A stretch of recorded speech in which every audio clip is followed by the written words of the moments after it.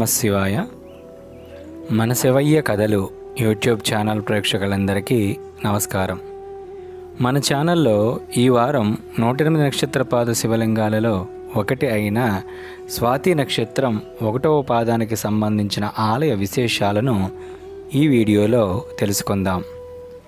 కోనసీమ జిల్లా రాయవరం మండలం మారేడుబాక గ్రామంలో ఉన్న శ్రీ పార్వతీ సమేత మల్లేశ్వర స్వామి వారి ఆలయం స్వాతి నక్షత్రం 1వ పాదం వారికి సంబంధించిన 108 నక్షత్రపాద శివలింగాలలో ఒకటిగా భీమపురాణంలో చెప్పబడింది. ఈ ఆలయ విశేషాలు మనం తెలుసుకునే ముందుగా ప్రేక్షకులందరికీ చిన్న మనవి. ఈ వీడియోలో అర్చక స్వామి వారి పేరు, ఫోన్ నెంబరు ఇవ్వడం జరిగింది. యాత్రికులు వారి వారి నక్షత్రపాద శాంతి కోసం ముందుగా అర్చక స్వామి వారిని సంప్రదించి ఆలయాన్ని సందర్శించగలరు.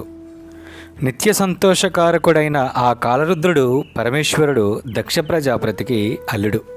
అటువంటి దక్ష ప్రజాపతి ఉన్న చోటును ద్రాక్షాయిని అని కాలక్రమేణా ద్రాక్షారామంగా వాడుకలోకి వచ్చింది. అటువంటి ద్రాక్షారామం దక్షిణ కాశీగా ఖ్యాతిగాంచింది. ద్రాక్షారామ క్షేత్రానికి సుమారు 18 కిలోమీటర్ల దూరంలో వాయువ్య దిశగా ఉంది ఈ మారేడుబాక అనే గ్రామం. ఈ ఆలయం తూర్పు అభిముఖంగా ఉంటుంది. ఆలయంలోనికి మనం వెళ్ళగానే చాలా సువిశాలమైన ప్రాంగణంలో ఈ ఆలయం దర్శనమిస్తుంది. ఆలయ ప్రాంగణంలో ధ్వజస్తంభం మీద 2 వైపులా కూడా మనం నంది, ఒకవైపు విఘ్నేశ్వర స్వామి, మరొక వైపు అక్కడ పార్వతీ పరమేశ్వరుల్ని మనం దర్శించవచ్చు. ఇక్కడ వెలిసి ఉన్న శ్రీ పార్వతీ సమేత మల్లేశ్వర స్వామి వారి ఆలయం స్వాతి నక్షత్రం 1వ పాదం వారికి సంబంధించిన శివాలయంగా ప్రతీతి. ఈ ఆలయం చాలా సువిశాలైన ప్రాంగణంలో చక్కటి ఆయిల్ పెయింటింగ్స్తో ఆలయ మండపం పైనంతా కూడా చాలామంది దేవీ దేవతల విగ్రహాలతో చాలా చూడముచ్చటగా ఉంటుంది. పైన దక్షిణామూర్తి విగ్రహాలు, ఒకవైపున పరమేశ్వరుడి విగ్రహం, ఆ పైన బ్రహ్మ రకరకాల లింగోద్భవ కాలం నాటి ఘట్టాలను తెలుపుతూ అక్కడ దేవతా విగ్రహాలు మలచపడ్డాయి. ఆలయానికి ఒకవైపు భాగంలో చండీశ్వర మండపం ఉంటుంది. ఆ చండీశ్వర మండపంలోని చండీశ్వర విగ్రహాన్ని ఇప్పుడు మనం చూస్తున్నాము. ఈ ఆలయం చాలా ప్రాచీనమైనది. కాలక్రమంలో ఈ ఆలయం పునర్నిర్మాణం జరిగింది. ఆలయ ప్రాంగణంలో మనకి ధ్వజస్తంభంతో పాటు ముఖమండపం, గర్భాలయం దర్శనమిస్తాయి. ఇప్పుడు మనం చూస్తుంది ఆలయ ముఖమండపంలోని నందీశ్వర విగ్రహం. శివుడి వైపుని శివుణ్ణి చూస్తూ మనకి చూడముచ్చటగా ఉంటుంది ఈ నందీశ్వర విగ్రహం. ఈ నందీశ్వరం విగ్రహం ఎదురుగా ఉన్న మండపంలోంచి శృంగి భృంగి మధ్యలోంచి మనం అంతరాలయంలోనికి మనం వెళ్ళవచ్చు. ఈ అంతరాలయంలో స్వామికి ఇరువైపులా, అంటే శివలింగానికి బయట ఇరువైపులా, ఒకవైపున విఘ్నేశ్వర స్వామి, మరొక వైపున కుమారస్వామిని అక్కడ మనం దర్శించవచ్చు.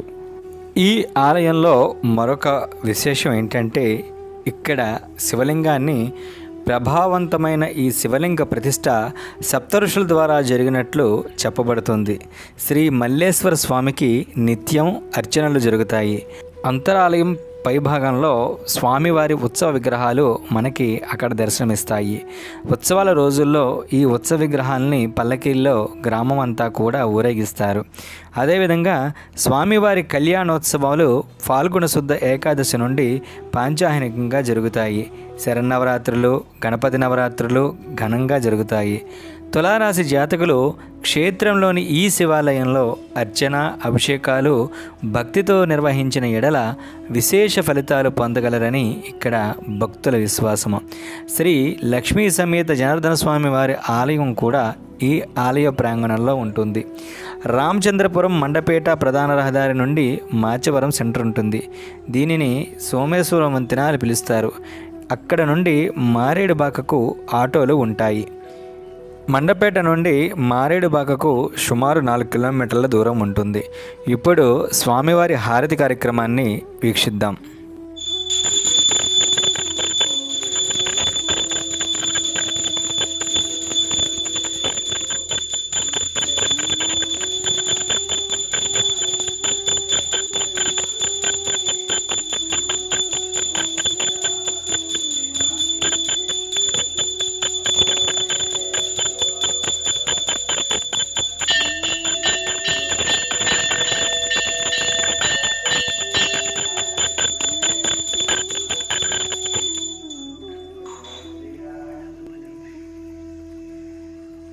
ఈ వీడియో చిత్రీకరణలో మాకెంతగానో సహాయ సహకారాలు అందించిన శ్రీ కేకే మంగాపతి గారికి ప్రత్యేక కృతజ్ఞతలు.